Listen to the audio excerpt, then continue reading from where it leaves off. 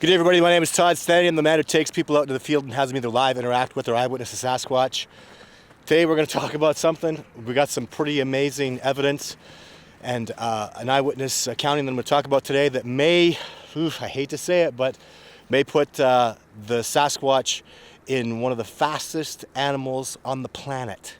So I'm talking evidence, I'm talking eyewitness accountability. It's very profound stuff. Stay tuned, we're going to get right into it today. And we're going to do a little throwback video because it's Throwback Thursday. So let's get into it and see what our evidence can substantiate.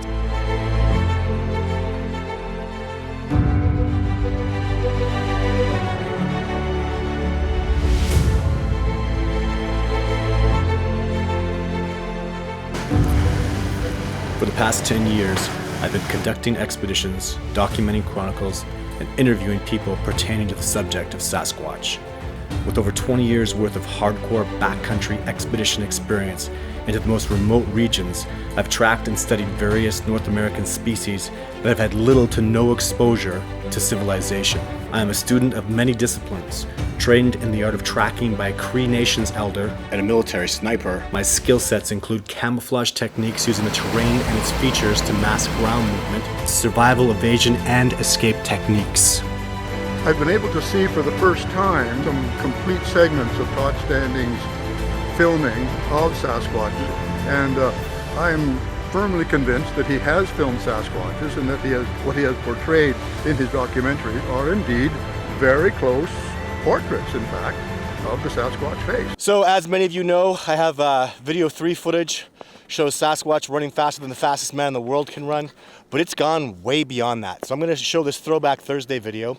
And in this Throwback Thursday video, when you start doing the numbers about the actual distances and time, we can deduce how fast that the Sasquatch was running through the entire, before video 3 even happened. And it's pretty astounding what our numbers are. I mean, I'll talk about it right now. The average speed of the Sasquatch for that 5 minutes that we have calculated is 60 kilometers an hour. Now, that's a lot. That's faster than a bear could run for sure. But we're not taking into account several other parameters. Remember I said the average speed of that Sasquatch was 60 kilometers an hour. Average speed, which means he would have been going slower and faster than that. Faster, and when you're talking about a bear, a grizzly bear or a polar bear, when you're saying they can run, their speeds, top speed is 60 kilometers an hour, they're not clocking them through the bush. They're clocking them through nice, flat, easy spaces, and that's the fastest times ever recorded of a grizzly bear or a polar bear. They're incredibly fast terrestrial animals. Not the fastest animals in the world by a long shot, but the Sasquatch, we're going to get into an eyewitness accounting that talks about the pronghorn. They call them speed sheep in Montana. And they're over a distance, over kilometers, and I apologize today, we have to talk in kilometers because this is all science. We're all doing scientific numbers here based on time and distances. It all has to be in kilometers, it can't be in miles and miles per hour. The numbers just won't jive. This is true science we're doing here today, and real science always talks about liters. It's the metric system. If you do scientific calculations, it's metric. I apologize. I was raised on miles. I'm a Canadian, but I grew up on miles and inches and feet, so I talk about that a lot. Like the size of, for instance, let's talk about that for a second, because the Sasquatch foot, the track, is always measured in inches. And let's since bringing up inches, this individual Sasquatch that we're talking about, that I filmed in video 3, was 7'4". He's a male, and now the knowledge that I have now, after over a decade, well over a decade of deducing information based on my sightings and track sizes, it was definitively a male, based on the width of the track and the fact that there was no breasts that were seen.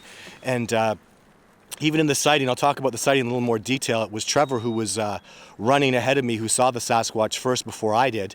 And so he saw male parts as the Sasquatch jumped over a ledge and came down to where we shot the video 3 footage. But this is really important to know too, that this Sasquatch, again, that we're saying averaged 60 kilometers an hour through this dense terrain. I'm talking blow down, I'm talking moving through trees, dense bush, twigs smashing your face, all these incredible things that will really slow you down, especially when you're 7'4".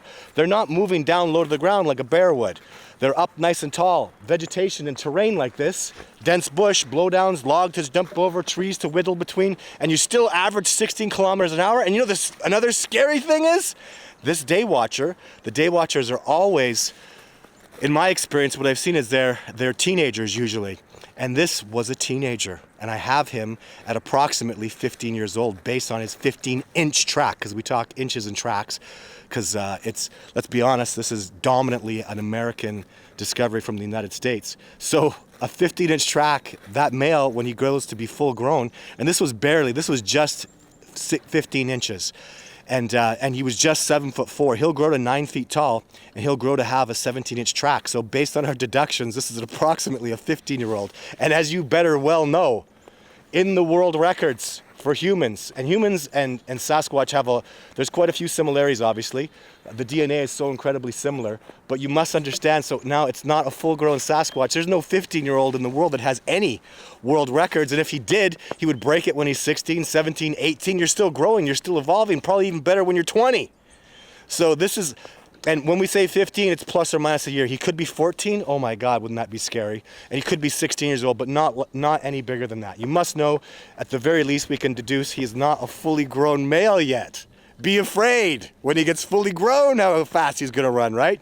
So anyways, we'll do our Throwback Thursday video. This video was from, I think I did this like 12 years ago, and it's all the numbers based on what we shot for video 3. So watch this, and then when we come back, I'll talk to you about something else that's gonna totally blow your mind, so get ready to be impressed. So enjoy this, and I'll see you in a minute. Most of the details that were necessary for us to get within 20 to 50 yards of Bigfoot on 2 separate occasions cannot be divulged. However, we will go into as much detail as possible right here and right now with this video. The amount of hard work, dedication, planning, strategy that went into getting each of these videos is not only very significant, but it's important to understand that it makes it scientifically repeatable. So again, I'll go through a few of these details that were involved in specifically video 3 and just illuminate you as to how difficult and how much work it actually was. So we start out here with a very basic overview. The mountains and terrain are not illustrated, and what you're looking at now is a very rough approximation of the way the creek ran through the Sylvanic region. The 3 day watchers, as we called them, triangulated themselves approximately in these positions. We named the 3 Jane, Jake, and Jack. The planned location to shoot video 3 was approximately here. The 3 of us separated into 2 groups. Trevor and myself would have less than 8 hours to move past Jane undetected and get into position here. And Michael would also have 8 hours to get behind Jake to this start position here. At these 2 points, we could traverse no further into this domicile, remaining undetected.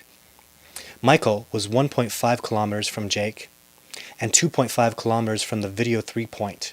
Todd and Trevor were 1.3 kilometers from the video 3 point, and Jake, whom it is the animal you see in video 3, was 4 kilometers as the crow flies from the video 3 point. So, with our watches precisely synchronized, both groups moved into action. If Jake didn't move precisely back towards the main group, video 3 would not have been a success. Fortunately for us, as we predicted, he did insist upon moving back towards the main group. There was a small chance that Michael may have come across the animal himself, and he was prepared as well to make a video record of anything that he saw, but obviously Michael was more of a decoy than anything else, and the animal went right past him. However, the 4 kilometers that Jake had to go through as the crow flies, actually in literal terms he probably went more like 5 or 6 kilometers arguably, he went through terrain that was extremely difficult, up and down through mountainous terrains and dense bush that was nothing short of extremely difficult terrain to move through. Trevor and myself had 1.3 kilometers of very easy flat terrain to cruise through. But by the time we got to the video 3 point, 1.3 kilometers as fast as we could get there, 2 people in very good shape, Jake was already there waiting for us. And from there, the rest, as you say, is history. The animal moved through its 114 meters that it's filmed faster than the fastest man on the planet could, which is very, very significant, especially for us when you consider the animal moved through 6 kilometers of terrain faster than most animals could. In fact, I would say faster than any known animal on the planet could move. It moved through that 6 kilometers of terrain, got to the video 3 spot, and then moved faster than the fastest man on the planet can run, which is just absolutely tremendous evidence to us, and just a very significant undertaking, and something that we can most assuredly do and repeatedly do, and we intend to do in the future.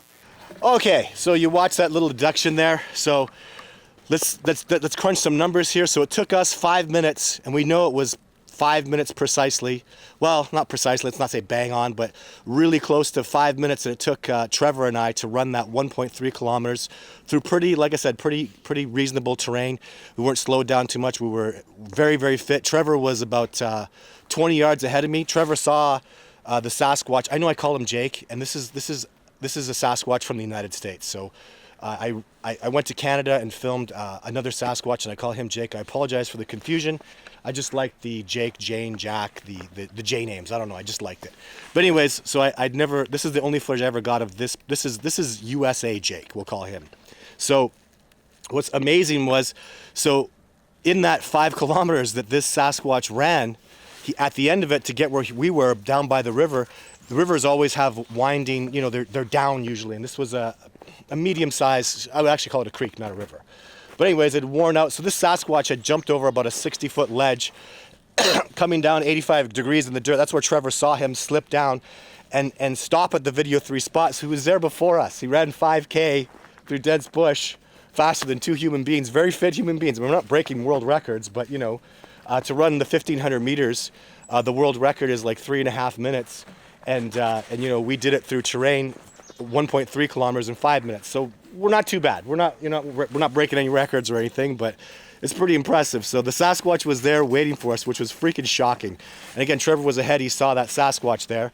And then you have to understand too that now we've learned too through a colleague of mine, Amanda, who's broken down done a really good review of video 3, which I'll play. The Sasquatch fell down, or he slipped, because the terrain was nasty. That when we're filming video 3, I went to go through there after, and it's, you know, that steep ledge you got to go up, the dense bush you got to go through, and then the slippery rocks. The whole ground was just nasty. I was going to try. The plan was for me to run it. I'm not running it. Sorry, I'd blow my knee, pull a hip, sprain an ankle. Like, there's no way I could run. Human beings are not built to sprint through terrain like that. So the Sasquatch slipped in that video 3 running, which, you know, and then when you deduce the whole breakdown, he ran, you know, faster than the fastest man, even though he slipped and ran through all that crappy terrain, and he decelerated before he hit the trees at the end of the video. There's a lot going on there. But anyway, so we've really had to deduce too, and talking with my colleagues today, Michael, as you saw in the previous video, he saw the Sasquatch run past him, and when the Sasquatch did run past him, he had a decent look at him, and the Sasquatch, he said, this is crazy too. He's going through dense bush, and Michael could not even really hear him. He heard like it was dead silent that day. It was barely windy. He barely heard the Sasquatch. He more saw movement, and then deduces that he heard something based on the movement that he saw. But the Sasquatch slowed down as it came past him and sped back up. Knowing that the Sasquatch started from 0 kilometers an hour, obviously, accelerated and then maintained velocity, but had to slow down through trees. And so it would be very conservative and quite acceptable to say that Sasquatch at times was going 80 kilometers an hour through that bush. Can you imagine that? You know, that's pretty freaking scary, really scary. Now he is one of the fastest terrestrial animals in the world, certainly in North America, but there's a problem. He's not going to break that record because, well, there's the pronghorns. In Montana, they call them speed sheep. So I have a colleague who I've been talking with, just love this guy to death. I can't wait to get to go see him in Montana. I haven't met him in person yet, but I've been cooperating with him for a couple years. So he called me because he saw a speed sheep. He has a farm, and he has land, and he saw what he calls the speed sheep, again, pronghorn. They can move 100 kilometers an hour. They're super fast. In fact, they're arguably the fastest animal on the planet. I know you're going to say cheetahs, but cheetahs can only maintain those velocities, the 100 kilometer plus an hour velocities, for maybe 200 meters, the speed sheep can maintain that velocity of, they're only a hair slower. I'm told on average, they go like, you know, the cheetah's maybe 105, 110, and the pronghorns are moving 100 kilometers an hour. So, but they can maintain that for miles. They can just give her. Anyways, the sighting that this gentleman had that is very profound, and he showed me tracks to substantiate it, was there were pronghorn. 3 of them were moving along the side. It was coming on dusk, and he was just he calls it glassing them, where he was just looking at them, counting the pronghorns. He's gonna, you know, he has plans to maybe hunt them or let people come on his land and hunt them, all that kind of stuff.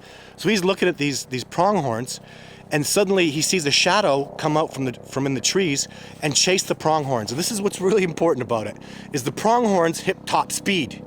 And he saw a Sasquatch tackle a fully grown pronghorn at top speed. Sorry, I got a helicopter coming around me. I know I'm kind of out in a mountainous area, but it happens. Anyway, so the Sasquatch tackled and killed a pronghorn that hit top speed. And by his observations, so he's glassing this. It's, you know, it's a long distance away. It's at the end of his field. He had a decent look at it, but he clearly saw it was a Sasquatch. The pronghorn, clearly there was 3 of them. They spread out. They were all fully grown. There was no young ones. And a fully grown pronghorn was tackled by what was likely, in his opinion, a fully grown enormous Sasquatch, 9 feet tall. So, but it hit top speed. And he said that as it hit top speed, it tried to maneuver because it saw that it was not outrunning. So this is a pronghorn. This, at least, arguably, I say the fastest, but when you're talking about top speed, the second fastest animal, the fastest animal in North America, was outrun by a fully grown male Sasquatch. Does that sound preposterous? Based on what I have from video 3, absolutely not. It outrun a pronghorn, killed it, and then he says it just threw the pronghorn over his shoulder, and he said at that point you could see how absolutely enormous the Sasquatch was, and he went straight back in the trees with this pronghorn, because the pronghorn was like, it looked little on him. You know, pronghorns they're a decent size, you know, a couple 100 pounds for sure. And anyways, but in his opinion, the Sasquatch was 9 feet tall, so a fully grown male. So there you go. We have an approximately 15-year-old Sasquatch running approximately 80 kilometers an hour, maybe more, through dense bush. And then we have evidence of a Sasquatch outrunning a speed sheep, pronghorn. So pretty awesome, amazing, fantastic evidence. That's why reason number 686 that I'm just so immensely impressed with how absolutely spectacular these species are. And one more thing I wanted to talk to you about today, because I've done a lot of research in Montana. I worked with a gentleman before who had really good video evidence of a Sasquatch. I want to show you something that I saw a Sasquatch do once. So what was happening was I was gifting a couple of younger Sasquatch, and for some reason just the younger ones were coming around. I called it the gift rock. And they were very irregularly taking the food. Oh, crap. Big oaf. Back to it. This is my nice oaf here. A little comedy break there as the Roddy comes blasting past me. Anyways, what I was talking about was, so what I saw was, again, so I had a gift rock, and the Sasquatch were taking things very sporadically, so I went out to the gift rock one day. Just actually what happened too was it had been about a week and I hadn't had any success with the gift rock, and it was only maybe 200 yards off the road, and I was pretty sure there'd been no activity, so I was just gonna go check it just for craps and giggles. So I went back out there without my camera just to go have a look in the distance to see if the food was taken off what we called the gift rock, and the food was gone. So, and I heard a Sasquatch approaching, like bashing and crashing through the bush. So I took a couple steps down, and I kind of jumped over a little crevice and climbed through it. As I got up, I saw a Sasquatch over by where the gift rock was, and what happened was see how I'm against the tree like this? And what he did was he had compressed his body up against the tree, and he was kneeling down. And it looked like he was coming out of blocks. And no, he hadn't compressed himself. When I first saw him, he looked kind of normal. And what happened was he gave me a growl, that crazy, scary growl. He looked really angry at me. And what I did was I had my gun, and I motioned towards my gun, and he compressed backwards, which makes sense actually, because what he'd done is he'd compressed his body up against the tree to bolt off of it like he's like a sprinter coming out of blocks. And when I saw him compress himself and look at me, and this was not a fully grown Sasquatch. This was, again, probably a teenager, I think. He was very, very, one of the blackest, very, very dark brown, almost black Sasquatch. And he compressed and he looked at me like he knew what the gun was. This is in the United States. This is in Montana. So if you know Montana, people carry guns out there like crazy. Half the signs are all shot up. Guns are very prolific down there. So he knew about guns, and he saw that I had that revolver, a 44 Magnum on my hip. And I just motioned for it. He compressed himself and looked at me like, go ahead, reach for it. And I kind of couldn't help it. I smiled a little bit, and I thought, I put my hands up in the air, and I gestured like, no way, brother. And I backed off because he was pissed. I think in the end, I'd kind of deduced that he didn't like it that the young ones were taking food off that rock from me, is what I thought maybe he was thinking. But I'll tell you, man, when he looked at me, he looked right at me. And I almost he wasn't really smiling, but he looked at me just like, go ahead, reach for that gun. It was, you know what? It was a bit of a smirk. I saw his cheekbones lift a little bit. I remember that. I was terrified. And I gave a little smirk back, trying not to show teeth, put my hands in the air, and backed off. And when I put my hands up and started to back off, I saw his compression stop.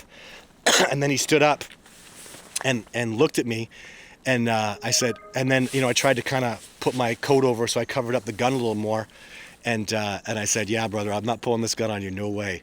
And then when he, about 30 seconds later, after he realized that I was not gonna verse him, because you don't verse a Sasquatch, man. Oh my God. I believe he would have been over that terrain and hit me. Would he have beat me to the draw? Oof. I don't know.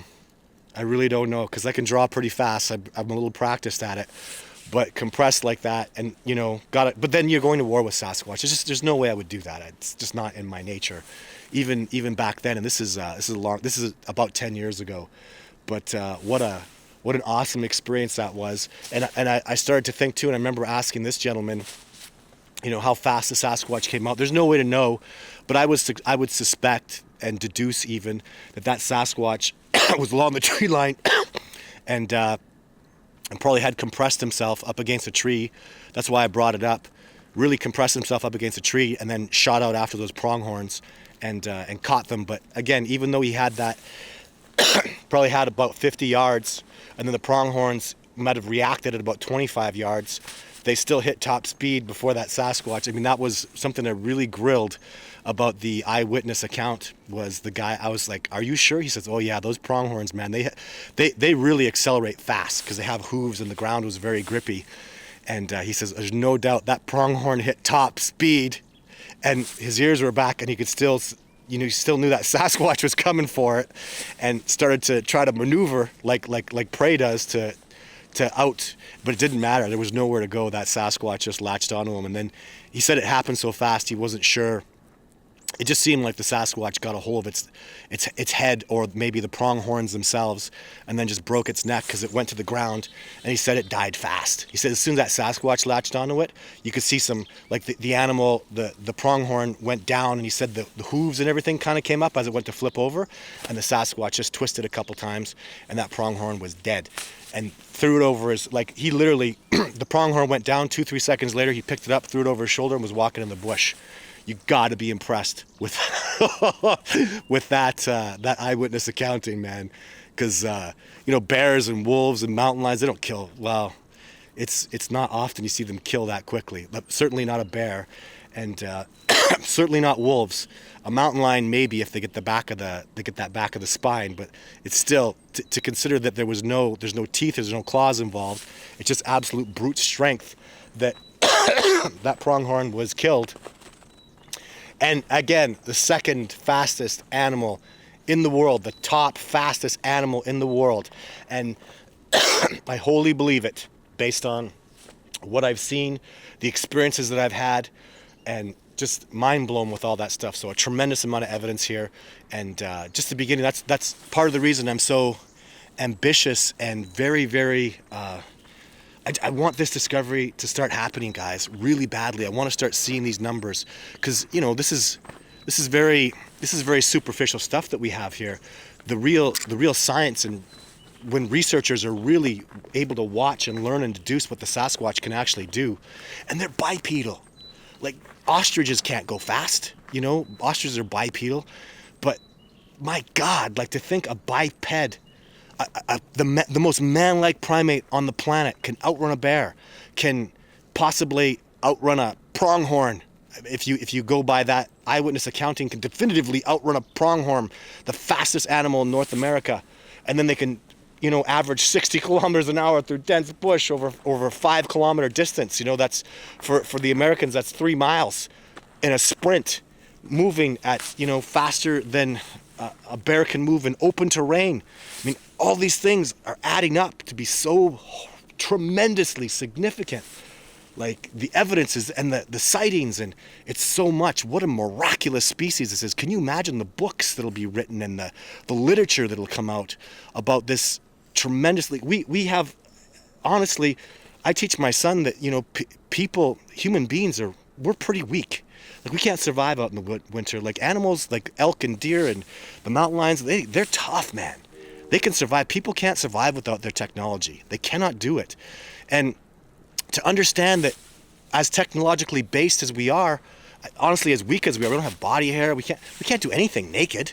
You know, like, we're very, very weak up in the terrain that I live in this kind of terrain. It's minus 15 today. Look at what I'm wearing. You know what I mean? I need sunglasses, for God's sake, just so I can see with all the brightness on the snow. Animals don't have any of that stuff. They just survive perfectly well. So, but the point is, being as weak as we are, to know that the most man-like primate on the planet that has the, you know, incredibly similar DNA to us, that may very well be defined as the same species if they have successfully bred with us, which the evidence successfully shows with definitive 100% truth that they've successfully bred with us. So our not even closest living relative, the same species of us, is one of the toughest, most incredible, has the body hair to survive out in this, and does survive. Miracle, miracle, miracle. No wonder there are people that are watching this that think Sasquatch can't possibly exist. And it's because it's so hard to believe. How can all these things be happening? How can there be a dominating species out there? The Sasquatch can take on a bear, you know? And I've seen evidence of that. They're the apex species out here. They're the most dominant species in the wilderness. They've evaded us successfully. It's all these factors, and the end result that we're going to discover with the recognition of this species is they have all these incredible attributes that make them so amazing and so fantastic, and they're man-like. Love who you are. Love being a biped, because our cousins, I'll call them, our natural cousins, are out here killing it, owning it, kicking ass, apex species, right? So, pretty amazing discovery. Thank you so much for tuning in, and you know, keep coming back for more videos. Live Wednesday. Thank you so much for all the donators. I'm sending them, so you can see there's a little snippet that I'll have in here about my, from my mini doc. They're all gonna get my mini doc. I'm gonna start sending out posters to longtime donators, because I'm immensely grateful for all their help. And you know, stay tuned for more stuff, and y'all take care of yourself.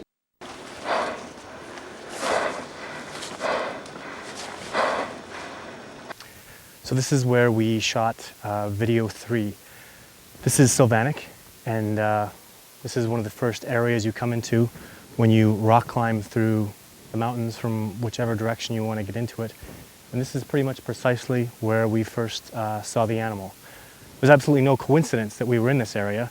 It was a cleverly devised sort of cat and mouse game that we played. But I mean, this is a heavily wooded area, and this is pretty much one of the most clear spots we get to. There's a little river flowing down there, and this is where we decided to try to see if we could catch an animal coming across, and we did. So it's not likely you can see me right now, but this is where the animal started out. This was where it had stopped and waited for us to hone in on it. Well, it wasn't waiting, it thought that we weren't aware of it, but we certainly were. I see it. See him above there, by the trees. I got it.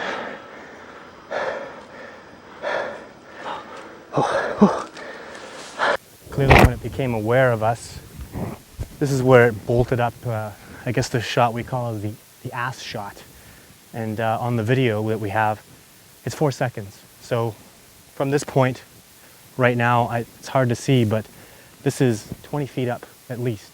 So the animal accelerated from a stopping point here to into the woods up in the top in approximately 4 seconds. So I'll just get up there.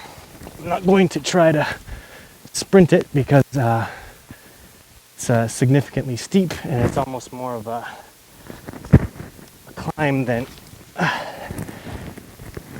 you might want to know.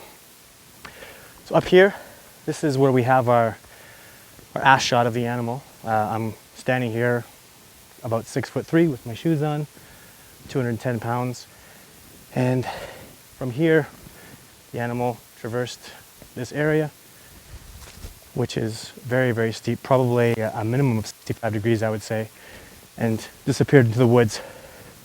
Before I get to over there, it's important, we did a little test a few minutes ago and I thought it was kind of a neat observation.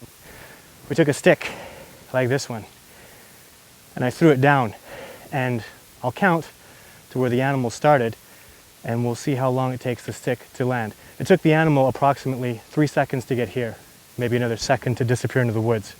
So if I throw this stick, 1/1000, 2/1000, hits the ground at about 3/1000. So as fast as gravity can pull that stick down, it's 3 seconds. That's how fast the animal accelerated up this hill and threw on into these trees.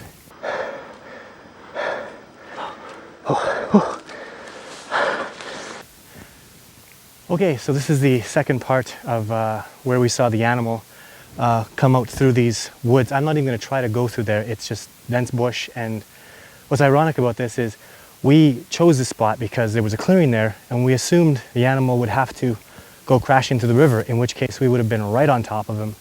And Trevor, being as he is, probably would have ripped a hair sample off him physically, but it didn't happen because the animal went through this area, which is just insane. The rocks here are everywhere and they're on this huge slope, and you step on them and they turn out and there's just absolutely no path through here at all.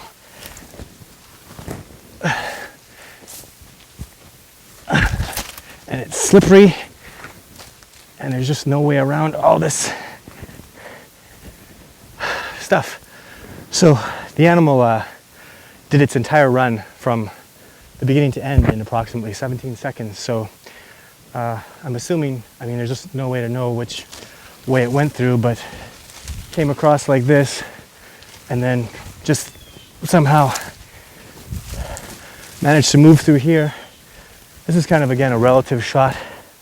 I'll try to get into an open area where you can see my size, comparatively speaking, to the animal. And then just went through this probably a little easier area. And then here it's just a wall of trees. And it didn't seem to hit any trees. There was no movement in the trees. It just moved through them smoothly.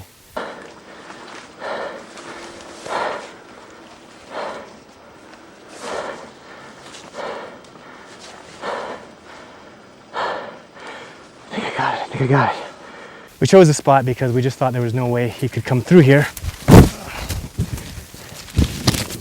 And not only did he make it through here, he flew through here. These animals don't stand around for pictures. They're obviously very elusive animals. They're clearly nocturnal. The first night that we spent here was terrifying, to say the least. There were sounds all night. It was a whole incident that I don't ever care to repeat. When Todd first approached me, actually approached me with 2 pieces of footage, but I was immediately skeptical. I did some tests on the footage. The footage was as raw as you can get. It was shot on mini DV, but there was no video augmentation, there was no audio augmentation. It was the original footage, unaltered, uncopied. But I still remain skeptical about the subject matter. I see him above there, by the trees. I got it. Oh.